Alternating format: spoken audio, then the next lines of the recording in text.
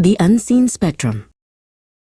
In a time when the world was held captive by the Crimson Plague, two brilliant scientists were united by a desperate hope.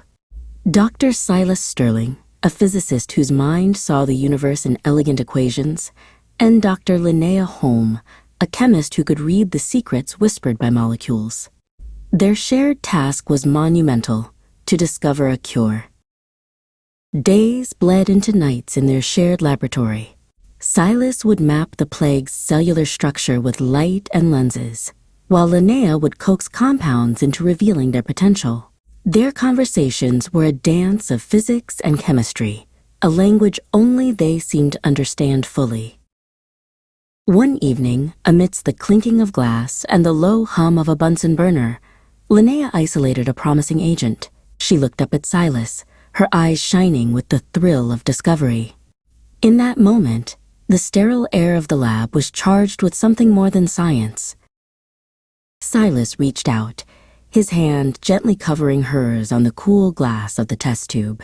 It was a simple, profound touch that transcended their work. The unseen spectrum of their affection, long hidden, was now undeniable to them both.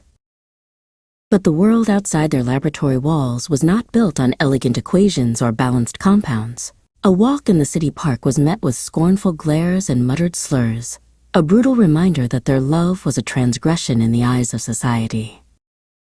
That night, they made a pact. Their love would be their secret, a hidden variable in the grand experiment of their lives. The cure became more than a scientific pursuit. It was their only path to a future where they could be together, far from the judgment of others. Fueled by a desperate, shared dream, they finally unlocked the puzzle, a stable, replicable cure for the Crimson Plague. They held the flask containing the clear, life-saving liquid, a testament not only to their intellect, but to their unwavering devotion. They presented their findings to the scientific council. The cure was hailed as a miracle, but the praise was directed almost entirely at Dr. Holm. When a reporter questioned Silas's contribution, Linnea stepped forward, her voice clear and firm. "This victory belongs to Dr. Sterling and myself, equally." The incident solidified their decision. Using the considerable funds awarded for their discovery, they planned their escape. They booked passage on a ship bound for the remote Azores, a place on the map that promised solitude and a new beginning. On their island, surrounded by the endless blue of the sea, the only laws were those of nature. Here, the spectrum of their love was no longer unseen.